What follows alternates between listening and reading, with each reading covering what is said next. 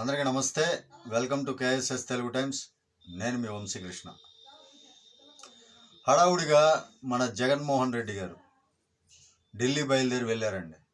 సింహానికి పాపం వెన్నులో వణుకు పుట్టినట్టుంది. ఆ విశేషాలన్నీ మనం మాట్లాడుకుందాం. వీడియో నచ్చితే ఖచ్చితంగా లైక్ చేయండి, ఛానల్కి సబ్స్క్రైబ్ చేసుకొని నన్ను కొంచెం సపోర్ట్ చేయండి. సింహం సింగిల్గానే వస్తుంది.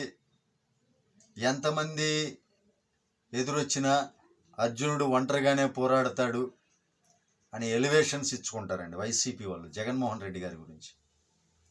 చాలా ఎలివేషన్స్. పాపం సినిమాలు చూస్తారు. ఎందుకంటే సినిమాలు మన ఆర్జీవి ఉన్నాడు కదా, ఆర్జీవితో ఎక్కువ కూర్చుంటారట్టుంది.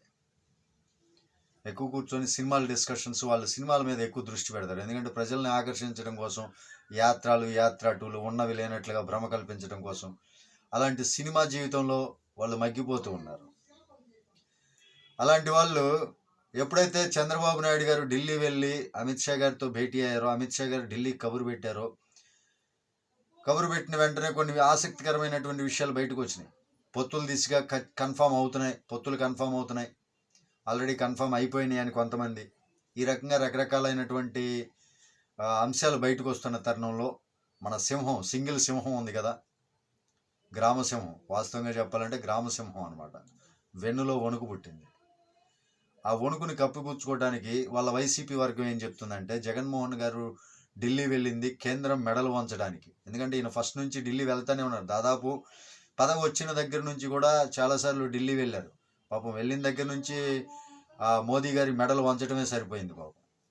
ప్రత్యేక హోదా విషయంలో కావచ్చు, లేదా పోలవరం ప్రాజెక్టు విషయంలో కావచ్చు, విభజన చట్టంలో ఉండేటటువంటి హామీల అమలు విషయంలో కావచ్చు, విశాఖ ఉక్కు పరిశ్రమకు సంబంధించి ప్రైవేటీకరణ వద్దు, నిలుపుదలకు సంబంధించి కావచ్చు, ఇవన్నీ మాట్లాడి అలిసిపోయి ఇక వాళ్ళని ఎదిరించి మెడలు వంచి అలిసిపోయాడు పాపం జగన్మోహన్ రెడ్డి గారు. మరొకసారి అందుకే వెళ్ళినట్లుగా వీళ్ళ కవరింగ్.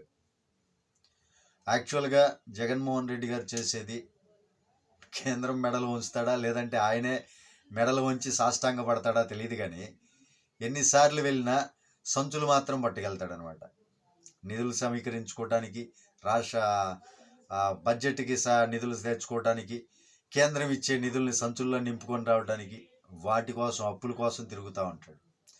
అంతకు మించి ఆయన చేసేది ఏం లేదు. నిన్నటి వరకు బీజేపీ తనకి సపోర్ట్గా ఉంది అని భ్రమపడ్డాడు, కలల్లో ఉన్నారు. కానీ బీజేపీ సంగతి జగన్మోహన్ రెడ్డి గారు తెలిసి కూడా తక్కువ అంచనా వేసాడని చెప్పుకోవచ్చు. ఎందుకంటే బీజేపీ గోడ మీద పిల్లివాటంలాగా ప్రవర్తిస్తూ ఉంటుంది. వాళ్ళ స్వార్థం కోసం వాళ్ళు 400 సీట్లు గెలవాలి, దేశంలో బీజేపీని పటిష్టంగా తయారు చేయాలి అనే దిశగానే అడుగులు వేస్తున్నారు. ఆ దిశగా వాళ్ళు రాష్ట్రంలో ఉండేటటువంటి లోకల్ పాలిటిక్స్, లోకల్ పార్టీలు ఏవైతే ఉన్నాయో అవి ఏది స్ట్రాంగ్గా ఉందో చూసి వాటితో భేటీ అవుతారు. ఆ భేటీ క్రమంగానే వాళ్ళకు వచ్చినటువంటి ఇంటెలిజెన్స్ రిపోర్ట్ పరంగా, సర్వేల రిపోర్ట్ పరంగా చంద్రబాబు నాయుడు గారు జనసేన పార్టీ ఏదైతే TDP versus TDP alliance Janasena party, రెండు పార్టీల పొత్తు ఉంది కదా, ఈ రెండు పార్టీలే ఆంధ్రాలో నెక్స్ట్ ప్రభుత్వం ఏర్పాటు చేయబోతుంది అని వాళ్ళ సర్వేలో తేలింది. అందుకని అమిత్ షా గారు హుటాహుటిన చంద్రబాబు నాయుడు గారికి కబురు పెట్టి ఆ మాటలన్నీ జరిగినాయి. చంద్రబాబు నాయుడు గారు మాట్లాడి వచ్చారు. ఆ తర్వాత ఈయన ఢిల్లీకి పైన వెళ్ళిపోయారు. వెంటనే జగన్మోహన్ రెడ్డి గారు నిన్న నైటే వెళ్ళిపోయారు. నిన్న అమిత్ షా గారితో భేటీ అయింది. ఆ వివరాలు ఇంకా ఏం బయటికి రాలేదు. మోదీ గారితోటి కొంచెం సేపట్లో భేటీ అవుతారు, మరికొద్ది సేపట్లో. ఆ భేటీ అయిన తర్వాత ఆ విశేషాలన్నీ బయటకు వస్తాయి. కానీ జనాల ముందు ఎలివేషన్లు, వాళ్ళ నాయకుల ఎలివేషన్స్ ఏంటంటే, మా జగన్మోహన్ రెడ్డి గారు నిధుల సమీకరణకు, అంటే ప్రత్యేక హోదా విషయంలోనూ ఏదైతే హామీలు ఇచ్చారో కేంద్ర ప్రభుత్వం, ఆ హామీలు నెరవేర్చడం కోసం వెళ్ళామని చెప్పుకుంటున్నారు. బట్ ఉన్న సీక్రెట్, అందరూ గుర్తించవలసినటువంటి సీక్రెట్, ఆ సీక్రెట్ అయితే కాళ్ళు పట్టుకొని, బాబు మేము మీకు సహకరిస్తాం, ఇప్పటి వరకు మీరు ఏ బిల్లులు ప్రవేశపెట్టినా మేము ఓకే చెప్పాం కదా, తల ఉంచుకొని తలకాయలు ఊపాం కదా, ఇక ముందు కూడా మేము అలాగే సపోర్ట్ ఇస్తాం మీకు. ఈ ఒక్కసారికి నన్ను పదవి భ్రష్టుణ్ణి చేయకుండా, పదవి నుంచి తొలగించకుండా నన్ను మీరే కాపాడాలి, మీ యొక్క మద్దతు నాకు కావాలి అని కాళ్ళు పట్టుకోవడం కోసం వెళ్ళాడు. ఇది అసలు సీక్రెట్. వాళ్ళు ఇస్తున్నటువంటి ఎలివేషన్ల ప్రకారం అయితే కాదు.